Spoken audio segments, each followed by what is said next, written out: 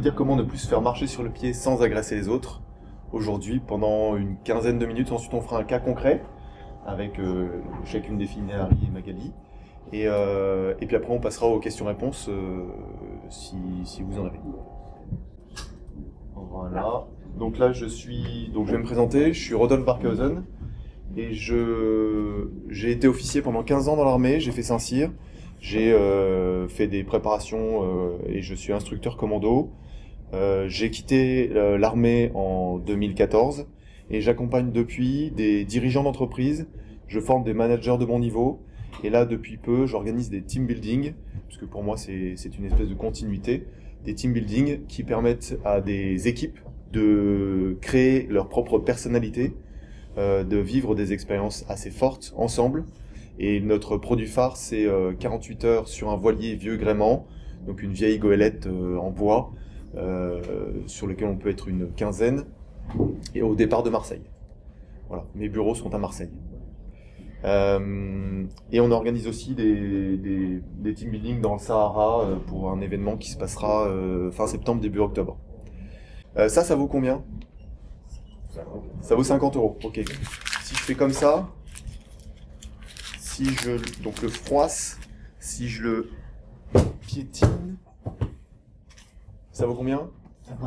Ok, d'accord. Donc ça, c'est la valeur intrinsèque. Et ben c'est la même chose avec nous. C'est-à-dire que la vie peut nous malmener, nous piétiner, mais on aura toujours la même valeur. Et c'est ça qui est puissant, et c'est ça qu'on ne mesure pas forcément. On se remet trop en question par des événements extérieurs qui nous arrivent, où on a l'impression que notre valeur intrinsèque est touchée. Et en fait, c'est important d'avoir ça à l'idée, que la valeur qu'on a, elle changera pas. Et elle est incroyable.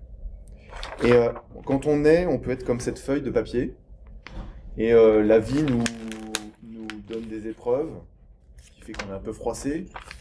On a des épreuves qui sont un peu plus dures, qui vont nous malmener. Et à la fin de la vie, on est tout ridé, un peu comme cette feuille en fait, n'en déplaise à chacun.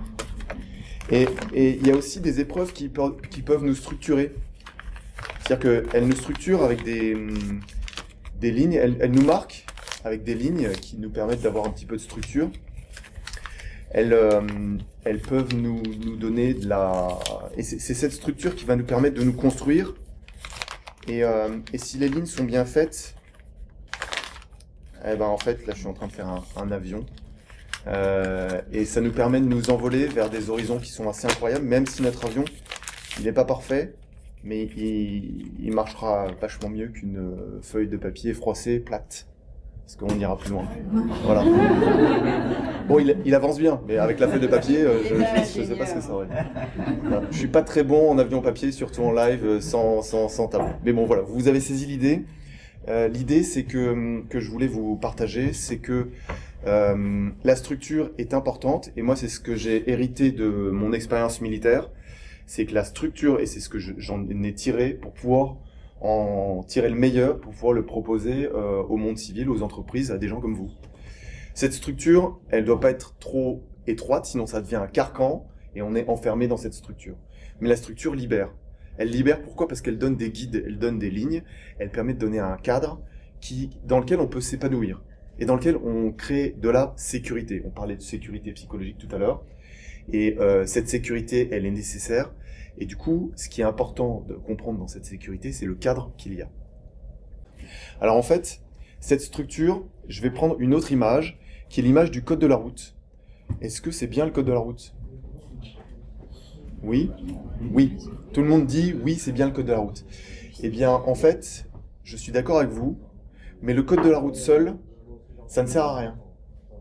Ce qui est important, c'est l'ensemble de l'environnement. C'est-à-dire que si jamais je ponds un code de la route, je l'imprime et que je le pose sur une table ou sur mon bureau ou quelque part et que je dis que j'ai fait le code de la route et qu'il faudra l'appliquer, eh bien, en fait, ça ne sert à rien s'il n'y a pas les panneaux sur le bord de la route qui permettent d'être les déclencheurs des règles que j'ai écrites sur le code de la route. On est d'accord? Ok. Et ensuite, donc ça, il y a des règles. C'est bien d'avoir des règles, mais le plus important, c'est pas les règles. Le plus important, c'est les déclencheurs. Et ensuite, il y a une troisième chose qui est importante, c'est les conséquences. Ça permet de rester ancré dans une réalité bien en terre, puisque ça fait RDC, on est au rez-de-chaussée, on est ancré en terre, règles, déclencheurs, conséquences. Voilà. Et si je devais faire un parallèle avec cette image du code de la route, avec les individus, on a, ce dont tu parlais, Néhari, on a toujours des situations où on se sent agressé, on se sent pas à sa place, on se sent pas forcément bien. C'est qu'en fait, on n'a pas suffisamment réfléchi, c'est l'expérience qui nous l'apporte, qui nous le nourrit, on n'a pas suffisamment réfléchi sur les règles qui sont nos propres règles, qui délimitent en ligne rouge ou en ligne blanche nos plates-bandes. Et nos plates-bandes, elles sont tous différentes. Enfin, on a tous des plates-bandes qui sont différentes. On a tous des façons d'aborder la vie, la relation aux autres. Il y en a qui, si on s'approche trop d'eux, trop proche, ils se sentent agressés parce qu'ils ont un périmètre qui est beaucoup plus large que certains qui sont vachement plus tactiles et qui vont qui vont accepter qu'on s'approche de leur zone proche. Donc l'important, c'est d'identifier ses propres règles à soi, et ensuite de savoir quels sont les déclencheurs qui permettent d'exprimer ces règles, et ensuite les conséquences. Je vous prends un exemple tout bête que vous connaissez assez bien, mesdames, si vous êtes en boîte de nuit et qu'il y a un jeune homme, aussi beau soit-il, qui s'approche de vous, qui veut vous embrasser, en fait, si vous ne connaissez pas, bon, sauf si c'est Brad Pitt, mais bon, voilà, vous allez lui envoyer une claque dans la figure. Voilà. Donc la réponse, elle est immédiate. Parce que votre plate-bande, votre ligne rouge, votre ligne blanche qui délimite votre plate-bande, elle est claire, de ce côté-là. Et bien en fait, là, aujourd'hui, je vais vous donner une technique qui va vous permettre de réagir correctement. Donc c'est la fameuse claque, mais c'est pas forcément une claque parce qu'on veut que ça soit pas agressif, et je vais vous l'expliquer comment est structurée cette méthode. C'est juste qu'il faut qu'il y ait un déclencheur suffisamment clair qui permette de déclencher ce discours. Parce on est tous sortis d'une réunion, d'un entretien ou d'une interaction en se disant mais pourquoi j'ai pas réagi sur le coup? Parce que là il m'a dit quelque chose qui en fait c'est inadmissible, c'est pas possible. Il n'aurait jamais dû dire ça. Une remarque sexiste en réunion qui dit oui mais en fait c'est parce que t'es une femme que t'as ce poste. Enfin, ou un espèce de sous-entendu à la con qui fait que en fait on se sent frustré parce qu'on n'a pas réagi sur l'instant. Est-ce que ça vous est déjà arrivé ça? Oui, forcément. Et en fait, comment est-ce qu'on fait pour réagir? Il faut juste identifier le déclencheur en se disant dès que j'entends par exemple, dès que j'entends une remarque sexiste, je sais que je réagis, et je réagis que ce soit en public ou en perso, et je réagis avec une méthodologie qui est déclenchée par ce déclencheur de la remarque sexiste. Et on va voir cette méthodologie maintenant. Ça vous va? Là, on va prendre la présentation.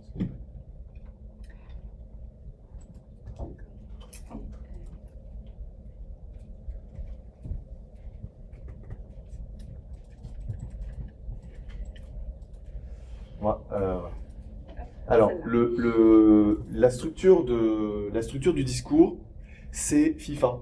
Ça permet d'aller droit au but. Voilà, on s'en souvient. Alors FIFA, c'est fait concret. C'est quand on va prendre un cas concret juste après. Donc, il faut s'attacher à dire exactement le cas concret. Donc, quand tu arrives en retard, ou quand tu as dit ça, ou quand tu écris ça dans ton mail, un fait concret qui est dénué de tout jugement de valeur. Ensuite, on donne les impacts. Et il y a 3 types d'impacts. Le vidéo impact, c'est un impact sur soi, c'est ce qu'on ressent. Donc ça, c'est inspiré de la communication non violente. C'est ce qu'on ressent, je me sens agressé, je me sens humilié, je me sens triste, je me sens... En fait, tout ce qu'on ressent, ça impose d'être au clair avec ce qu'on ressent. Ensuite, il y a des impacts qui sont sur la relation, sur la relation qu'on peut avoir, sur l'équipe dans laquelle on est, sur tout cet environnement.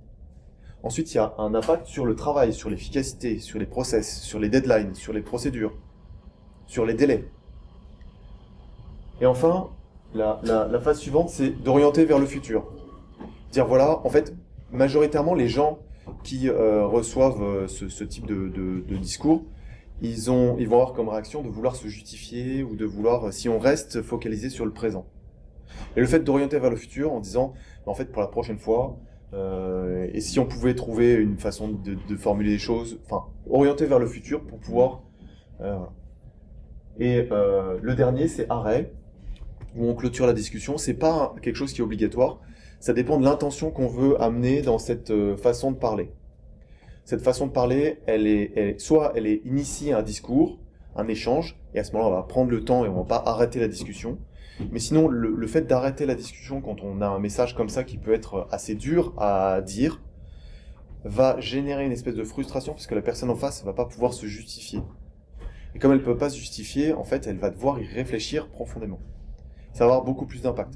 C'est pour ça qu'il faut le faire avec vos mots, et c'est pour ça que le cas concret va être important tout à l'heure. Là, c'est peut-être un peu vague, c'est juste la partie théorique, mais j'ai voulu faire quelque chose de court pour ensuite passer à des cas concrets, qui fait que ça va être beaucoup plus concret et que vous allez voir clairement ce qu'il en est. Ça vous va? Est-ce que vous avez des questions là-dessus? Il y a un des trucs qui est bien pour l'arrêt, c'est que il y a des phrases magiques, je vais vous donner après, si vous voulez aller plus loin, on peut peut-être... voilà, mais je vous redonnerai le QR code. Si vous voulez aller plus loin, je vous partagerai là je vous partage des choses que je donne dans des formations pour privées. Et donc je vous offre il y a la structure détaillée expliquée de cette fiche, la fiche imprimable et des exemples d'impact négatif dont vous pouvez vous inspirer. Voilà, des trucs vraiment concrets qui permettent de structurer le discours qu'on va faire juste après. On va faire un petit cas concret. Ça vous va? Je vois qu'il y a des mains levées en ligne. Oui. Si ça ne vous dérange pas, on prendra les questions à la fin, après les cas concrets. Ok. Ou tu voulais prendre Oui, les questions? bah, sauf si c'est une... On va faire ça plutôt. Ouais, très bien. Ok. Donc, nous sommes les cobayes. Donc là, je leur ai demandé de préparer un cas concret de quelque chose qui leur est arrivé ou qui est inspiré de la réalité. Et on va construire le FIFA, la façon dont on réagit ou le discours. Si on a quelque chose qui est dur à dire, j'accompagne moi des dirigeants pour avoir des conversations difficiles avec des gens qui sont des employés clés, des partenaires clés, qui sont des actionnaires, des conversations difficiles où ça fait trop longtemps que ça dure et on n'ose pas passer à l'action parce qu'on a peur de toutes les conséquences qu'il peut y avoir à l'issue de cette conversation. Et en fait, c'est important de le construire, de construire ça, d'être à l'aise avec ces mots, et c'est ce qu'on va faire maintenant. Ça vous parle? Allez. Donc moi, je suis née à Hightech. Comme je vous ai dit, je suis présidente du comité Empower et je travaille aussi au sein de Subsea Service où je suis la directrice de la performance du business, qui est en fait le lean et la transformation digitale. Et nous, oui, j'ai oublié de dire, oui, ça fait 19 ans que je suis chez Technip FMC. Donc j'ai occupé pas mal de postes comme Magali, des fonctions opérationnelles et aujourd'hui un petit peu plus transversales. Donc Néhari, est-ce que tu peux me dire, est-ce que tu as une situation concrète de moment où tu aurais dû réagir et tu n'as pas réagi, où tu tu t'es senti agressé, ou il s'est passé quelque chose de... Alors, oui, il y a des centaines de cas, donc il fallait que je réfléchisse et que je prenne un en particulier qui soit représentatif. Donc, moi, j'ai passé 8 ans en Malaisie. Et donc, dans les 4 premières années, en fait, je gérais des projets de flexibles, les 3S, tu connais bien ça. Donc, c'est les supply flexibles. Donc, on délivrait, en fait, un produit au client. Et en fait, j'ai évolué et j'ai repris un projet d'installation. Où là, en fait, on prend les équipements et on part les installer offshore. Donc, avec un rôle un peu plus opérationnel. Et là, quelques temps après le kick-off meeting, j'ai un de mes proches collaborateurs qui vient me voir et qui me dit ah ben là, l'ingénieur installation, en fait, il se demande pourquoi en fait tu as ce poste-là, parce que tu n'as jamais eu d'expérience opérationnelle, parce que ça fait 4 ans que tu fais du supply. Donc voilà la remarque que je me suis prise. Alors que tu avais une expérience opérationnelle J'en ai eu, c'est vrai que pendant 4 ans j'ai fait que du supply, mais avant j'avais une vie. Okay. Là, ce que j'ai envie de dire, c'est qu'il faut être attentif dans ce genre de cas. à quelque chose qui est rapporté par quelqu'un d'autre. Donc c'est toujours important de croiser le renseignement, comme on dit dans l'armée, mais de s'assurer que si quelqu'un vous rapporte quelque chose, que d'une part, avant d'arriver, de déclencher la bombe atomique vis-à-vis de la personne en question, de s'assurer que ça a bien été dit ou que voilà, faut être très précautionneux là-dessus, et c'est le premier point d'attention que je donnerai. Donc, si je devais donner le point concret, le fait concret, le F, c'est quoi? Donc, on imagine que du coup, c'est une information qui a été recoupée, donc on sait que la personne a dit ça et a cet avis-là. Voilà, donc le fait concret, ce serait quoi pour toi? Si jamais tu devais t'adresser à moi qui vais jouer le rôle de la personne, c'est quand tu... Quand tu émets une opinion. Oui, me concernant. Et que, qui peut être... qui peut remettre en question tes compétences. Qui peut être, oui, voilà. En fait, qui me dévalorise par rapport à mon poste. Quand tu parles à mon propos, en émettant des doutes. Oui, c'est ça.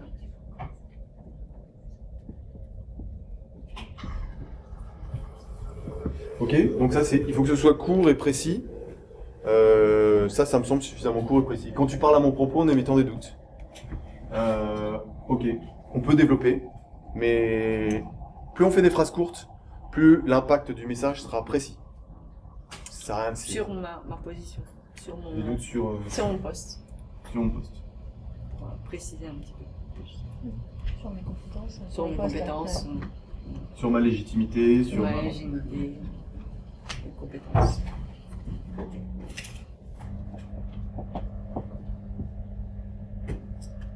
Mes compétences. Ok. Là, on va passer au I. Donc F, I. Qu'est-ce que ça a comme impact sur toi? Comment tu t'es senti quand on t'a rapporté ça? Et que tu as finalement vérifié qu'il avait bien dit ça? Là, je me suis sentie vexée. Ok. Peut-être frustrée, irritée. T'étais pas en colère? Si, en colère aussi. Ok, vexée, en colère. C'est pas mal ça? Oui. Très bien. Qu'est-ce que ça peut avoir comme impact sur l'équipe? Donc là, on parle des différents types d'impact. Donc d'abord, on avait vu que c'était un impact sur soi. Donc il faut réfléchir et être au clair avec ce que ça génère chez soi. Ensuite, impact sur l'équipe, sur l'environnement relationnel.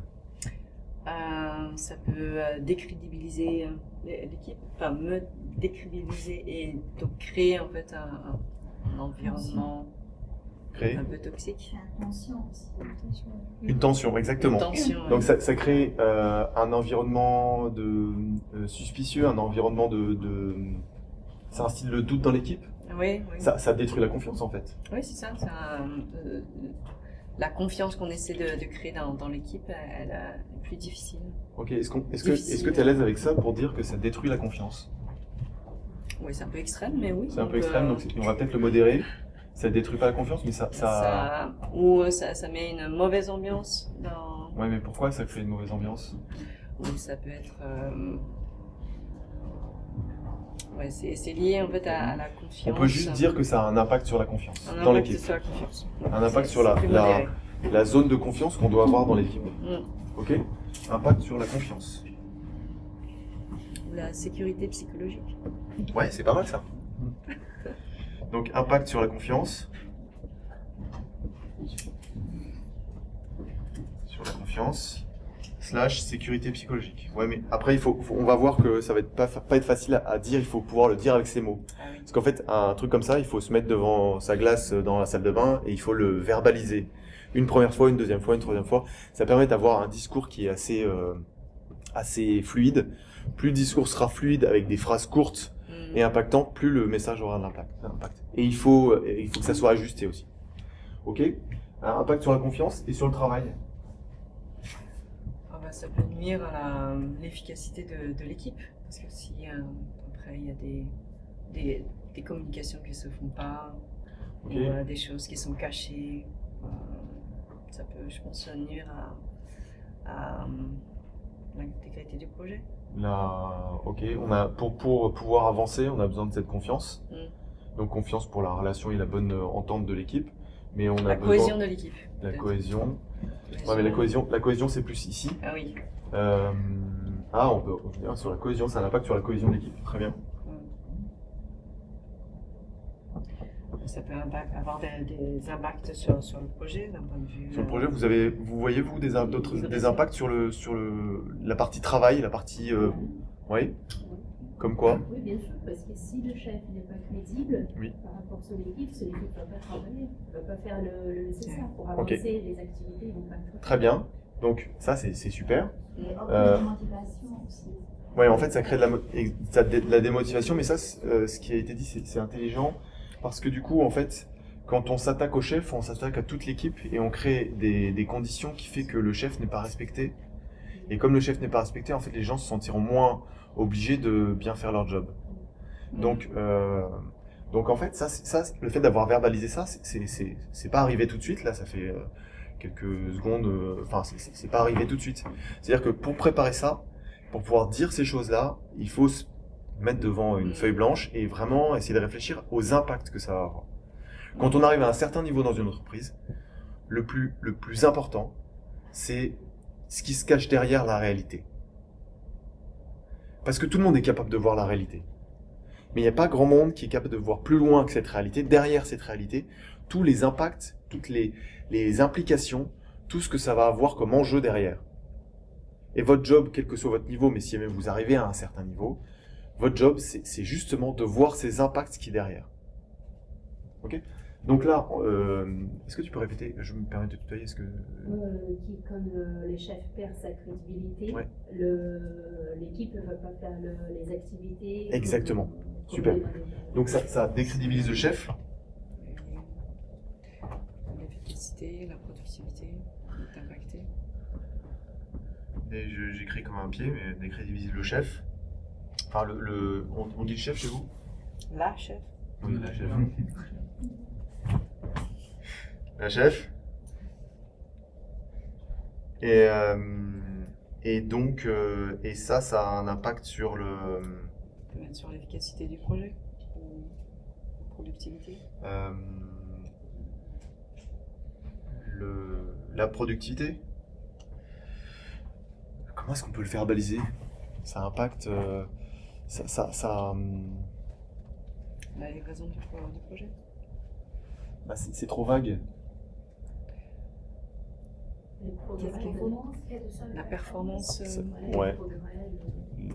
En fait, ça décrédibilise le chef et ça impacte l'implication. Voilà, ça impacte l'implication des gens dans le projet vis-à-vis de ce chef. Parce qu'en fait, on a toujours, quoi qu'on soit, on est des animaux grégaires. On est là pour être en groupe et on a une hiérarchie entre nous, même si la hiérarchie peut être diffuse ou un peu plus plate ou un peu plus informelle.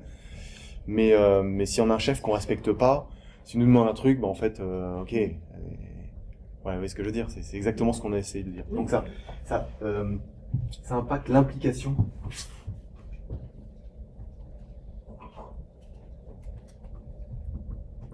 L'implication de l'équipe dans le travail.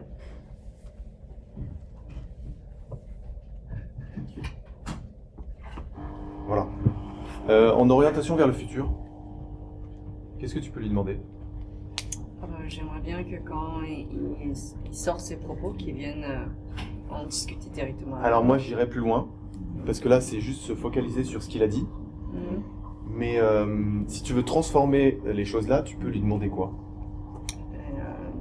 D'arrêter de faire ça. Justement, en fait, arrêter, ça veut dire que tu le positionnes comme un adversaire. Comment tu peux le transformer d'un adversaire en un allié? Quand on travaille ensemble pour... Comment? Des expériences passées. Des exemples d'expériences passées.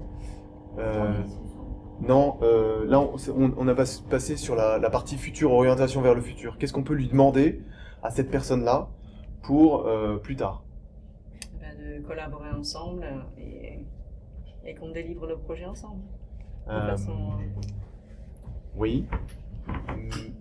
oui, c'est possible, mais en fait, comme il a eu cette attitude de te dénigrer, tu dis, moi, ce que j'attends d'un collaborateur comme toi, c'est de soutenir, d'être un vrai soutien pour moi, pour faire en sorte, vis-à-vis des autres, comme tu as été capable de dire ça, moi, ce que j'attends de toi vraiment, et ce que j'attends de chacun de nos collaborateurs, c'est d'avoir un soutien, un véritable soutien, pour faire en sorte qu'on crée cette cohésion de groupe. Donc, ce que tu attends de lui, c'est pas d'arrêter de dénigrer, parce qu'il peut arrêter de dénigrer, c'est pas d'arrêter je sais pas quoi, mais c'est d'avoir une attitude qui est proactive dans le fait qu'on est une super dream team, que c'est incroyable, qu'on est tous des pépites, et que puisqu'on est tous des pépites, bah en fait le chef est une pépite, mais toi aussi t'es une pépite, et justement toutes ces pépites, l'enjeu c'est d'arriver à travailler ensemble. Moi c'est ce que je fais au quotidien dans mes événements, voilà, c'est d'arriver à faire en sorte que des pépites travaillent ensemble. Donc le transformer en pépite. Exactement. Lui, c'est déjà une pépite, toi, t'es déjà une pépite, mais en fait, plus il y a de l'admiration mutuelle, sans que ça soit de la complaisance, plus il y a d'admiration mutuelle, plus on travaille bien ensemble. Sinéari, je pense que t'es une femme qui est incroyable, que tu as une expérience super, et que à chaque fois qu'on bosse ensemble, c'est super méga fluide, et qu'il y a des choses qui permettent d'avancer et de dépasser des difficultés. Et que toi, tu penses que je suis un bon dans ce que je fais, dans les délais que je respecte. Et... En fait, s'il y a une admiration mutuelle, bah, ça crée une dynamique incroyable dans une équipe, vous êtes d'accord? Oui, mais ça passe par le respect d'abord. Ça passe par le respect. Bah, du coup, en fait, là, ce qu'on est en train de traiter, justement, c'est le fait qu'il y ait eu un manque de respect. Oui. Et donc, c'est pareil que si le manager ne respecte pas il ne sera jamais, on va dire, écouté et suivi, en fait. Oui. C'est le point là-bas. Si le manager ne porte pas, c'est lui, en fait, qui doit aussi donner, on va dire, inculquer, on va dire, ce respect. Autrement, il ne sera jamais respecté. Ça, c'est un très très bon point. Et justement, on va pouvoir le marquer dans le futur. Dans le futur, pour moi, F, futur, on l'appelle comment on l'appelle? Il s'appelle comment? Un prénom fictif. Virage. Virage, ok. C'est un prénom indien. C'est un prénom indien, ok. Donc Virage. Virage, ce qui m'étonne, c'est que t'es un... En fait, on peut lui dire qu'il a de la valeur. Qu'il a une valeur incroyable. Toi, t'es quelqu'un qui a une grande valeur, et je sais que je vais pouvoir compter sur toi. Voilà. Mais ce que j'attends en retour, c'est que tu comptes sur moi et tu véhicules cette dynamique de la confiance dans l'équipe. Mais c'est une confiance mutuelle, autrement. Oui, mais du coup, ce que vous venez de dire, c'est le fait d'orienter vers le futur. Dans le futur, on peut en y réfléchissant, voir comment est-ce qu'on peut le formuler. Mais si on lui notifie qu'on a du respect pour lui, là, on s'est senti vexé et en colère, mais on aurait pu dire, je me sens pas respecté. Voilà. Pas respecté. Mais en fait, c'est du virage à temps, c'est d'être valorisé.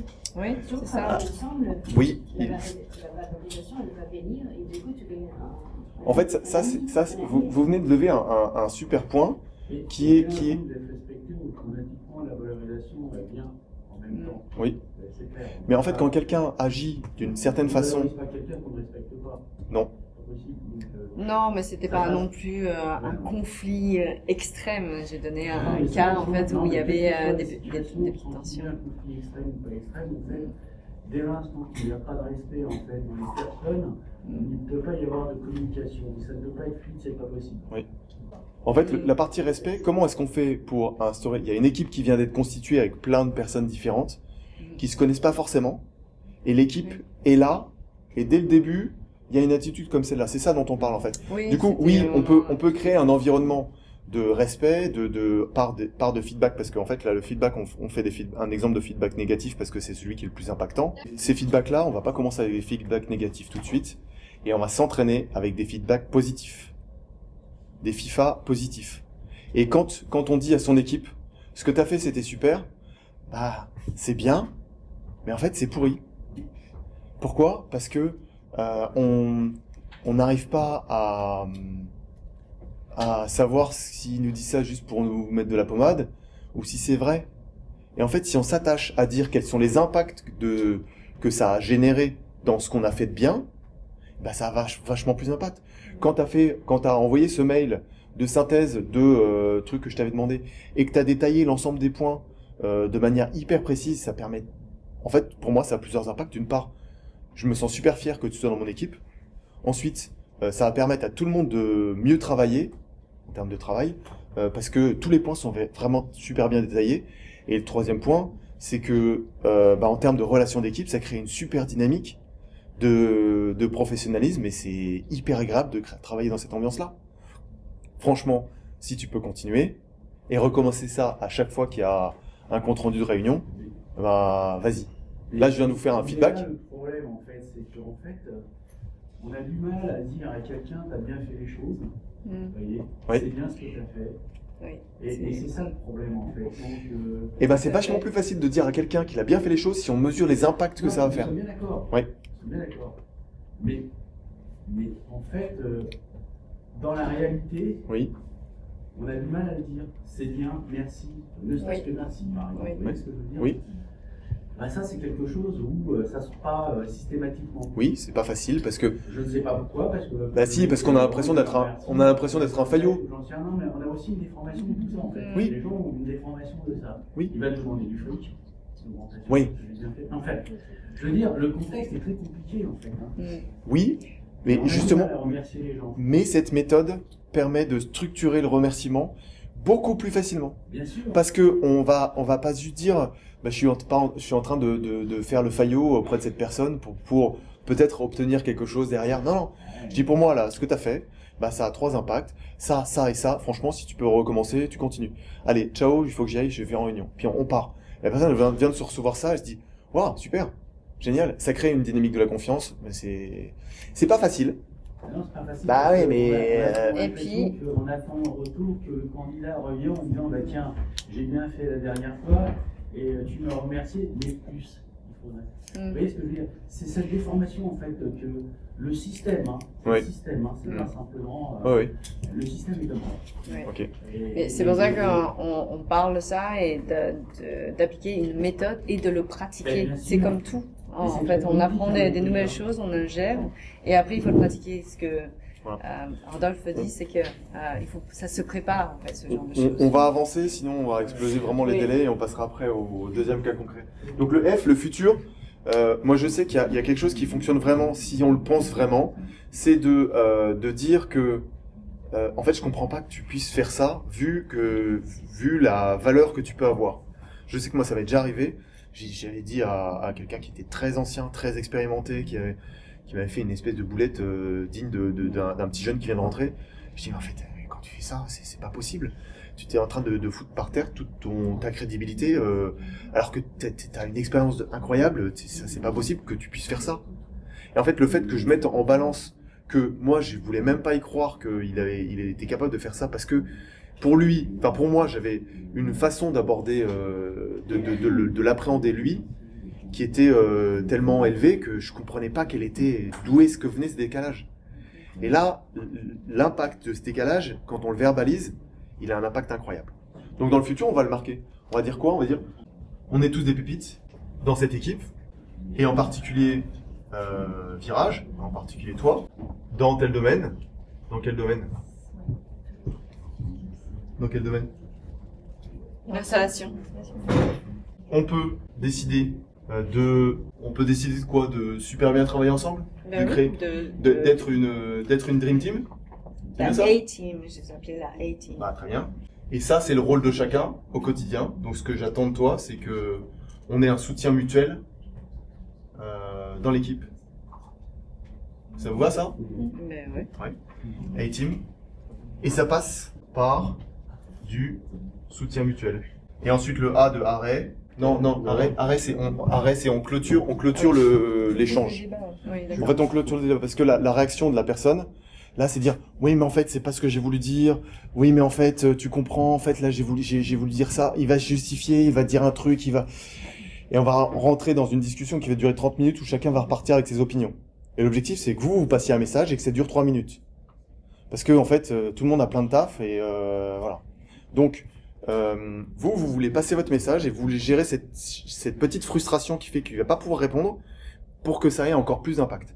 Donc, il y a une phrase qui est magique dans cette phase d'arrêt, c'est de dire, en fait, ça a été assez difficile pour moi de te dire ça, parce que c'est vrai que c'est un exercice qui est pas facile. Je te demande, si c'est possible, que tu y réfléchisses, et on pourra en discuter à un autre moment. Mais j'ai pas envie de créer une discussion maintenant, je trouve que c'est pas le moment. Et quand on le dit comme ça, mais la personne dit ah ok d'accord oui c'est vrai, elle repart avec ce qu'elle a reçu dans sa musette et elle dit ah elle va y réfléchir en disant ouais c'est vrai, voilà. Et cette gestion de la frustration qui est pas obligatoire, le ah est pas obligatoire, c'est vraiment la discrétion de chacun et de la façon dont vous voulez aborder les relations avec les autres. Mais si vous osez couper court à cet échange avec cette phrase magique que je vous donne avec le QR code.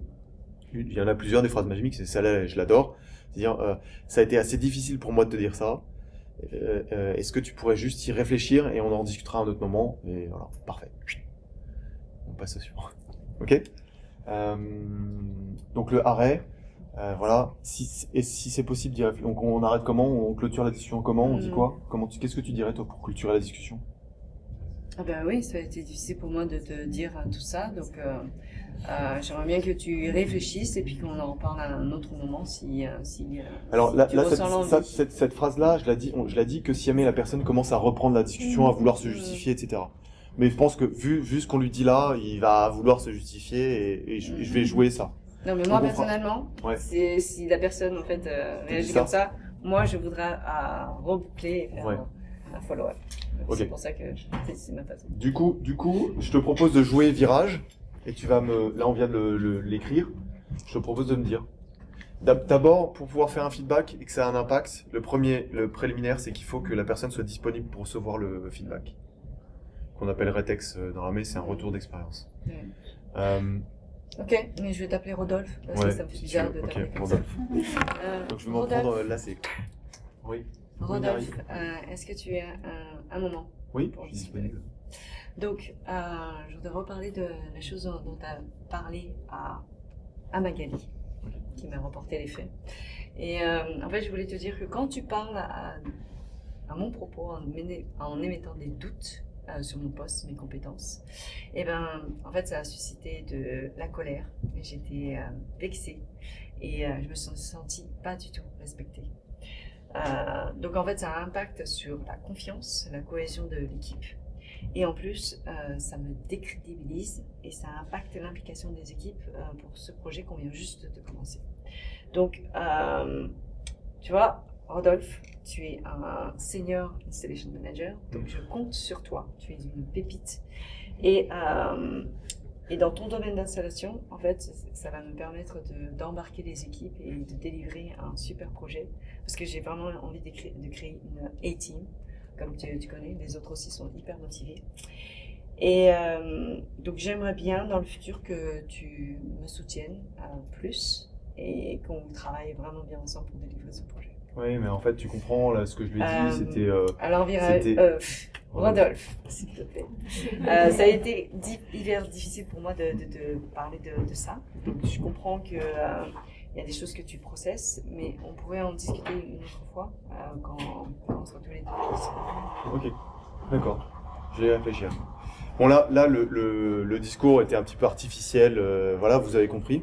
Mais il faut répéter ce discours une fois, deux fois, trois fois pour pouvoir mettre les bons mots dans votre bouche avec votre langage, votre vocabulaire, le contexte qui est le vôtre, le contexte de la personne, la personnalité de la personne. Tout ça, c'est des paramètres que vous êtes seul à maîtriser. Mais alors, je recommande quand on utilise cette méthode d'utiliser le cadre et de dire quel est le cadre. Donc quand je fais des séances d'entraînement avec des dirigeants qui doivent dire des choses, tu dis le fait concret c'est quoi? Et cette phrase c'est obligé que tu la dises. Le fait concret c'est quoi? Et ensuite on dit le fait concret. Et pour moi, si on a décidé qu'il y avait 3 impacts, ça a 3 impacts. Parce que ça permet de mettre un cadre dans la tête des gens qui fait que le truc il est cadré. Le fait concret c'est quoi? Le fait concret c'est que quand tu parles à Magali, à mon propos, en émettant des doutes sur mes compétences, bah pour moi, ça a 3 impacts. Le premier impact, c'est un impact sur moi. Bah, je me sens vexé, je me sens en colère et je me sens dénigré en fait. Le deuxième impact, c'est un impact sur l'équipe.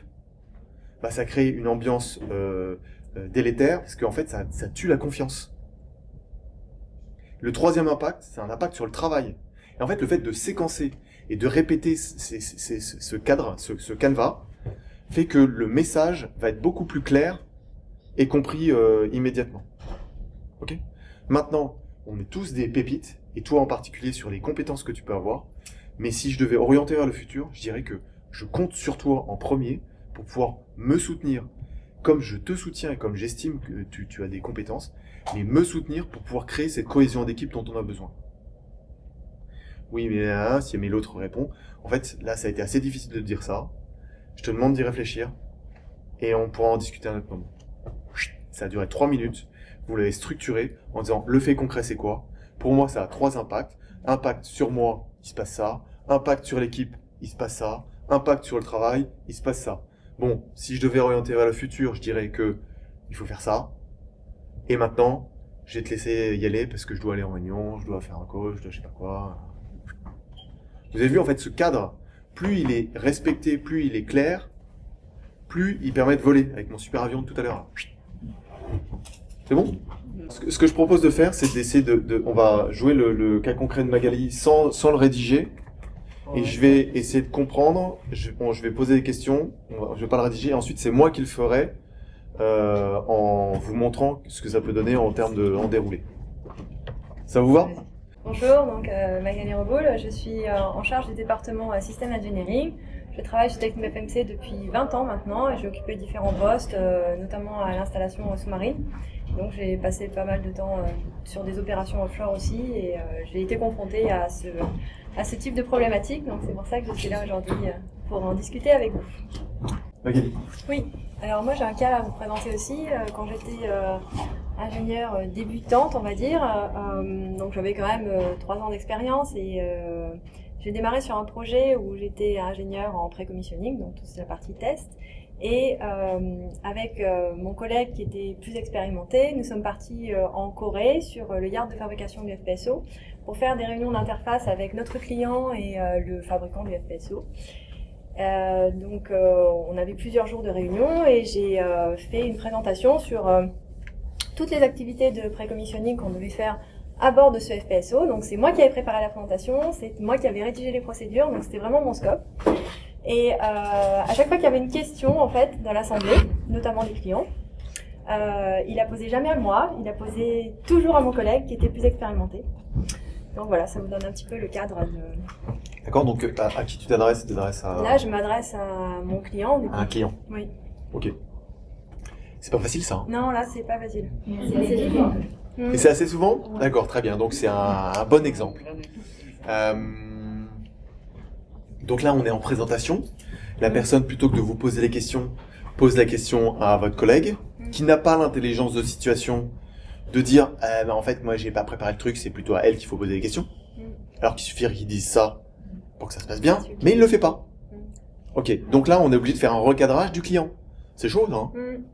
Oui. Et je pense à rajouter, c'est que tu étais la moins expérimentée et tu étais aussi peut-être une femme, je sais pas. Je dis juste que ça pourrait rentrer dans la balance et ça pourrait... Bien sûr, c'est la moins expérimentée, mais c'est celle qui a le plus travaillé sur le truc, donc du coup, c'est elle qui est la plus expérimentée dans le domaine qu'elle présente, là, pour le coup. Je cherche les raisons pour lesquelles. Mais voilà, ok. Bon, il faut dire que si, voilà, les clients, c'était des gens très expérimentés, pour le coup. C'était que des soixantaines bien tassées qui étaient en face, et donc voilà, je pense qu'ils avaient un peu de mal à voir la petite jeunette. La petite jeunette qui débarquait et qui allait faire les opérations elle-même sur le FPSO. Très bien. C'est délicat, ça. Oui. Ok. Donc en fait, le fait concret, c'est quoi? Le fait concret, c'est... en fait, là, je voudrais juste arrêter ma présentation. Donc là, on imagine que je suis toi en présentation. Je voudrais juste arrêter ma présentation parce que, en fait, j'ai l'impression que le fait concret, c'est que quand vous posez les questions à mon collègue, alors qu'en fait c'est moi qui ai présenté, qui ai préparé toute cette présentation, ça a plusieurs impacts sur moi. C'est que je me dis que je sers à rien ou je suis là pour passer les diapositives. Et en fait c'est un peu frustrant. Et je pense qu'on peut s'arrêter là, parce que si on commence à décliner les autres impacts sur la relation et sur le travail, mais je pense que ça suffit. Il faut dire ça. Comment? Il faut dire ça. Bah, il faut dire ça. Moi, c'est comme ça que je le verbaliserai. Mais si jamais... Mais pour moi, ça va créer aussi un petit peu de... Bah, ok. Bah, du coup... Moi, je préfère le collègue, Non, mais le collègue, il le dit pas. Là, le collègue, il le dit pas. On compte pas dessus, en fait. Et en fait... En fait... Bah, alors, on peut avoir deux options, mais en fait, c'est important de s'y préparer. Plus vous vous préparez au cas qui risque de vous arriver, puisque visiblement, c'est un cas qui parle, il y a deux options. Soit on s'adresse au client, soit on s'adresse au collègue. On va pouvoir faire, je vais faire d'abord le client et ensuite le collègue. Et ensuite, après, c'est juste une histoire de scénario que vous créez et que vous répétez, que vous écrivez. Vous écrivez, c'est important. Et ensuite, que vous répétez, et vous voyez lequel avec lequel vous êtes le plus à l'aise à l'instant T, puisqu'en fait, les conditions vont changer à chaque fois, et c'est bien que vous ayez préparé le feedback pour le client ou le feedback pour le collègue. Donc, je fais le feedback pour le client. Je vais juste terminer, on basculera après sur les échanges autour de croissants qui me regardent et qui font d'œil. Et voilà. Non, donc là, je m'adresse au client. Le client, en fait, en fait, quand vous posez les questions à mon collègue, en fait, moi, je me sens ridicule parce que j'ai l'impression que je suis là juste pour passer les PowerPoint. Donc, en fait, si c'est possible de me poser les questions à moi, parce que c'est moi qui ai préparé le projet, c'est moi qui vais l'idée de projet pendant les 6 prochains mois, ce serait super. Et je pense que mon collègue, il est là parce que si jamais il y a des questions qui sont plus techniques auxquelles je peux pas répondre, il répondra. Mais comme c'est moi qui ai tout préparé, c'est moi qui ai les réponses et il les a pas forcément. Si c'est possible de me poser les questions à moi, ce serait super. Moi, c'est comme ça que je le formaliserai. Ça, c'est la première version. On peut en discuter après autour d'un café. Et la deuxième version, c'est de m'adresser à mon collègue en disant, il s'appelle comment ton collègue? Il s'appelle Jean-Pierre. Jean-Pierre. Parfait. Parfait, Jean-Pierre. Jean-Pierre, en fait, quand c'est toi qui réponds, j'ai juste l'impression d'être juste là pour passer la présentation et je me sens un peu ridicule. Si tu peux orienter vers moi les réponses, ce serait vraiment bien parce que je me sentirais vraiment soutenu. Voilà. Non, devant les clients. Donc, en fait, oui. Si c'est de prendre la parole et de répondre directement, ça influencerait pas plutôt le. Alors en fait, ça c'est vous. Ça c'est chacun qui va le décider. Mais en fait, si jamais je suis d'accord avec vous, enfin avec toi, je sais pas si on se tutoie ici ou peu importe. Très bien, parfait. Donc l'important, c'est d'avoir étudié les différents, ce qu'on appelle dans une opération commando. Ce qui se passe, c'est qu'on a une mission et on voit le déroulé de la mission sur l'autoroute qui va se passer. On va y aller comme ça. Et ensuite, on étudie tous les cas non conformes. Si jamais il se passe ça, je fais ça. Si jamais il se passe ça, je fais ça. Si jamais il se passe ça, je fais ça. Et on étudie et on pratique tous les cas non conformes de ce qui va se passer. Voilà. Et en fait, plus on est entraîné, plus on s'entraîne à faire des choses qui nous semblent pas faciles. C'est pas facile en fait les relations humaines. Il y a des enjeux, mais souvent en fait, plus on arrive et qu'on dit les choses, mieux c'est. Je vais vous raconter une petite histoire qui s'est passée ce week-end où j'ai eu une réunion du baccalauréat, des 25 ans du bac avec des gens que j'avais pas vus depuis 25 ans parfois. Et j'ai été frustré un peu au début parce que j'ai trouvé ça assez superficiel, on se voyait pas depuis 25 ans. Donc qu'est-ce que tu fais, qu'est-ce que tu deviens? Donc c'était un petit truc conventionnel. Voilà. Et j'ai une fille que j'avais pas vue depuis des années, qui je dis bon bah et toi qu'est-ce que tu deviens? Elle me regarde, elle me dit tu veux pas me poser des vraies questions? Bah, je trouvais ça super courageux de sa part parce que en vrai, si jamais je trouvais ça superficiel, c'est que j'avais pas posé des vraies questions qui rentrent un petit peu dans une intimité ou dans un truc et je lui ai répondu, je dis ok, donc je réfléchis aux questions que je peux lui poser, je dis mais c'est pas ça peut être des questions qui peuvent te mettre mal à l'aise, elle me dit mais c'est ok, bon bah on y va et on a une super discussion trop géniale parce que elle a osé dire quelque chose qui était un peu clivant. Et le fait de le faire avec un client qui est peut-être un peu senior, un peu voilà, ou de le faire avec un collègue en disant bon, en fait moi j'ai juste l'impression que je suis là pour passer les. En fait c'est juste réfléchir aux impacts. C'est peut-être pas forcément respecter ce canevas, mais plus on aura préparé ça, plus on se dira en fait c'est quoi l'impact derrière. Moi je suis juste la secrétaire qui passe les slides. Je peux vous laisser ensemble si vous voulez. En fait, après, on sait que comme on s'est mis en situation, on va adapter plusieurs scénarios. Et l'important, c'est pas juste d'imaginer les scénarios, c'est de réaliser des scénarios et de se préparer, de se mettre en situation en se disant, ok, bah, je suis devant ma glace dans ma salle de bain, et là je me suis dit, ok, maintenant je défonce le client. Ok, donc qu'est-ce que je lui dis? Est-ce que je dis comme ça? Non, ça passe pas là. Okay. Là. Et en fait, on se forge un espèce de cas concret qu'on va pouvoir dégainer si jamais on sent que bah là c'est au client qu'il faut qu'on s'adresse, ou c'est au collaborateur, ou c'est à la cantonade, et voilà. En fait, c'était en fin de présentation, ça. Non, c'était pendant la présentation. C'était pendant la présentation. Oui, mais non, mais là, je Oui, pense qu'il y avait besoin de remettre. Oui, mais il y avait. En fait, là, dans ce cas particulier, bon, c'était il y a très longtemps, mais je pense qu'il y avait besoin juste de recadrer un petit peu ou de redonner tout au moins le contexte. Oui. Après, c'est vrai que en l'occurrence, j'ai travaillé avec ces gens-là pendant 3 ans et ça s'est hyper bien passé, Ouais. et que finalement, voilà, ils ont compris que bah, c'était moi qui avais fait le boulot et que c'est moi leur interlocuteur. Mais c'était la première fois qu'on se voyait, et je pense que ils avaient une petite appréhension en disant d'où elle sort celle-là, et donc il fallait remettre un. Peut-être des gens qui ont des questions. Il fallait remettre peut-être un petit peu voilà les pendules à l'heure en disant à ces personnes-là, c'est moi qui vais être en charge. Oui. Ça va être moi votre interlocuteur sur le bateau. Donc, tant qu'à faire, autant commencer tout de suite à échanger. Voilà. Et c'est vrai que moi, j'y ai pensé pendant des années à ce truc-là, parce que je pense que. Quand on est professionnel, on sait reconnaître aussi les gens qui sont professionnels et qui préparent. Vous voyez ce que Oui, je veux dire? très certainement. Ouais. Une situation comme celle-ci, moi je dirais même pas au client, mais écoutez, c'est moi qui ai fait ci, ça et ça. Je l'ignore complètement à lui.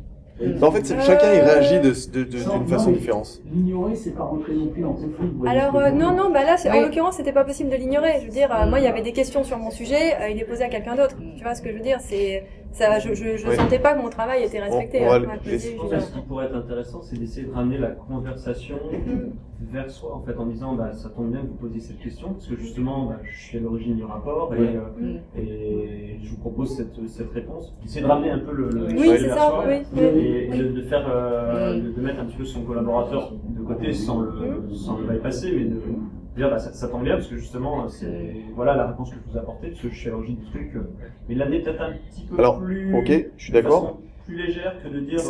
Je viens d'avoir en fait, le fait d'y réfléchir, c'est extrêmement important parce que du coup, ça donne plein d'axes et il faut explorer tous ces axes jusqu'au bout. Et un des trucs qui va être de dire, c'est de dire, c'est toi qui réponds. Quand le client pose la question en disant, c'est toi qui réponds, ou et là il dit, non. En fait, c'est Magali qui a fait la présentation et qui a travaillé sur le projet. Je pense que c'est à elle de répondre. Et du coup, soit il a l'intelligence de le faire.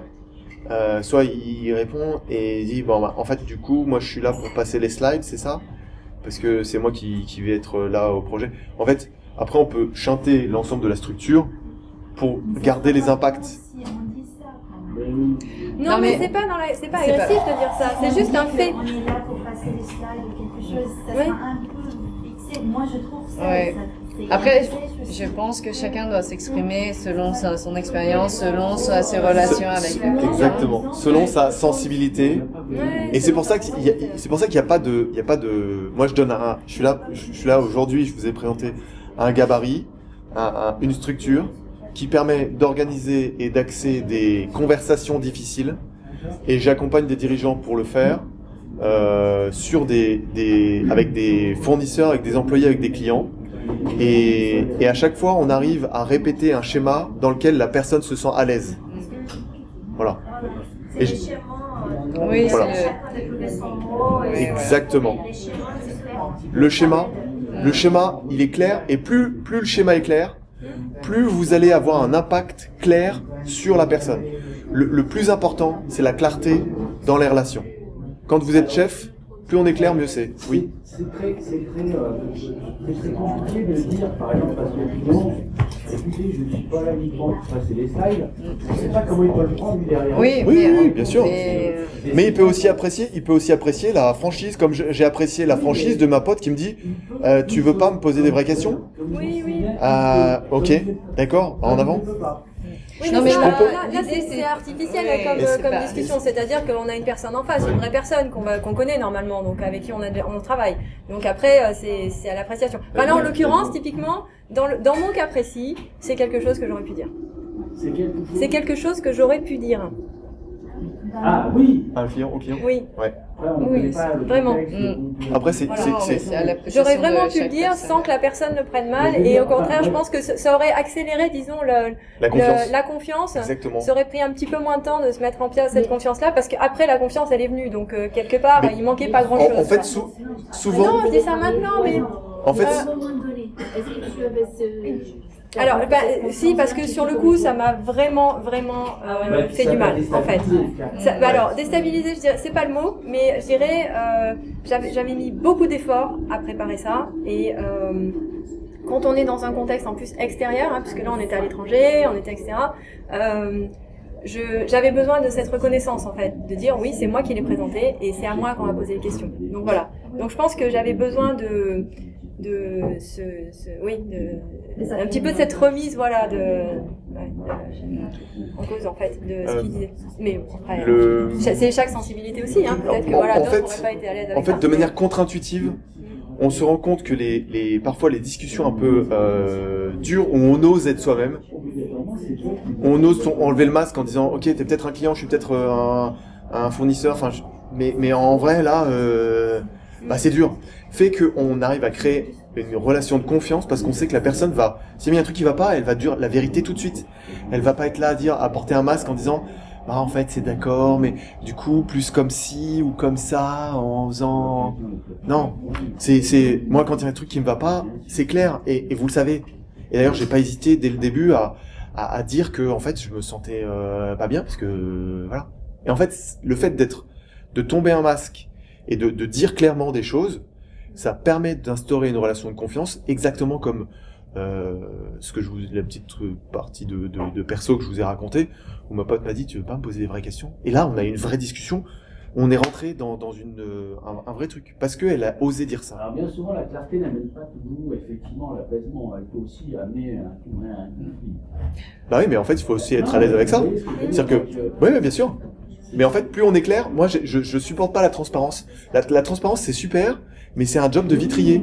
Et les vitriers, ils sont super pour faire de la transparence. Moi, j'estime que le leader, le manager, il est là pour apporter de la clarté. Et la clarté, c'est quoi? C'est avec des informations qui donnent de la transparence. On va donner du volume à certaines informations, donc plus d'importance à certaines et moins d'importance à d'autres. Ce qui fait que le truc, il est pas transparent, mais il est clair. Et quand les choses sont claires, on sait où on va. Les gens sont peut-être pas d'accord, mais au moins, on sait où on va, et quand on est dans une équipe où il y a un chef qui sait où il va, et qui exprime tout ce qu'il dit ou tout ce qu'il fait de manière claire, on a envie d'être dans son équipe. On a envie d'être avec lui, et on a envie de contribuer au projet qu'il est en train de porter. Voilà. Donc la clarté, pour moi, c'est le point clé d'un management réussi et des équipes qui performent. Voilà. Ben moi, en fait, la place ceux qui veulent partir, vous pouvez y aller. Oui, pardon, parce on a explosé les délais. On n'a pas donné la parole à ceux qui étaient en ligne et on est désolé, mais il fallait être en présentiel parce que. Non, mais il n'y a pas de questions. En fait, je vais remercier tout le monde qui était en ligne. Nous, on va peut-être continuer après, mais en tout cas, merci beaucoup pour cette participation parce que vous avez été vraiment très nombreux. Et puis, la session a été enregistrée, donc je vous le partagerai ainsi que la présentation. Merci à tous. Merci. Merci. Bonne journée. Au revoir. Au revoir.